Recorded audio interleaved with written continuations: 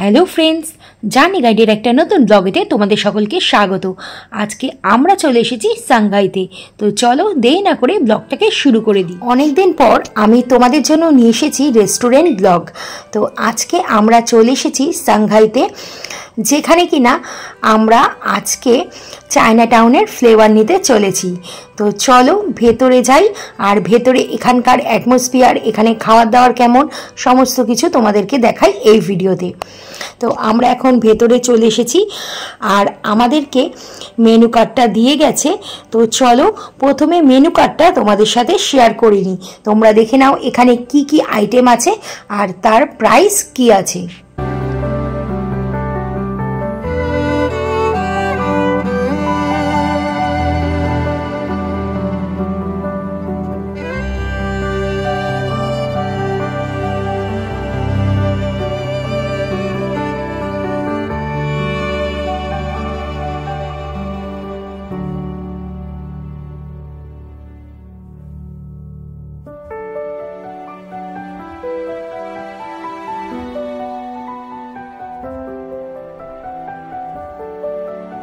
এখানকার menu card তো তোমরা দেখতেই পেলে।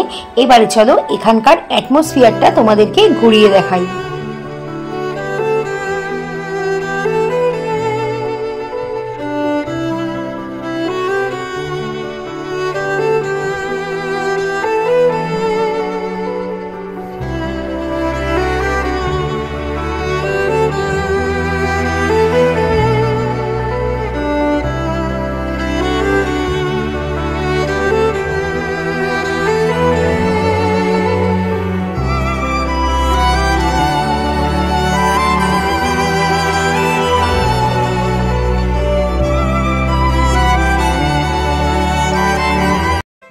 এখানকার অ্যাটমসফিয়ার তোমরা তো দেখেই নিলে। এবারে চলো তোমাদেরকে বলি আমরা এখানে কি নিয়েছিলাম।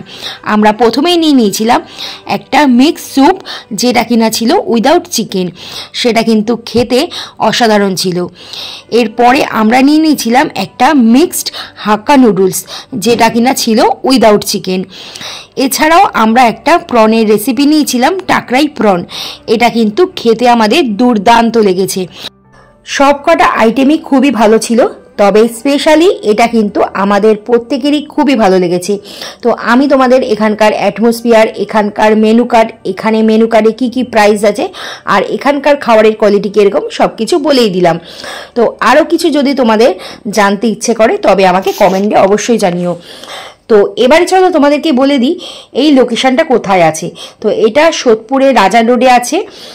বাইরে বেরিয়ে চলো তোমাদের ভালো মতো বুঝিয়ে দিই। এই দেখো এখানে ডামরো আছে, খোসলা আছে, ঠিক তার পাশেই কিন্তু আছে এই সাংহাই। তো আজকের মতো ব্লগটাকে এখানেই শেষ করছি। আবার দেখা হবে তোমাদের সাথে পরবর্তী একটা ব্লগেতে। তোমরা ভালো থেকো, সুস্থ থেকো আর সাবধানে থেকো। দেখা হচ্ছে পরের একটা ব্লগেতে।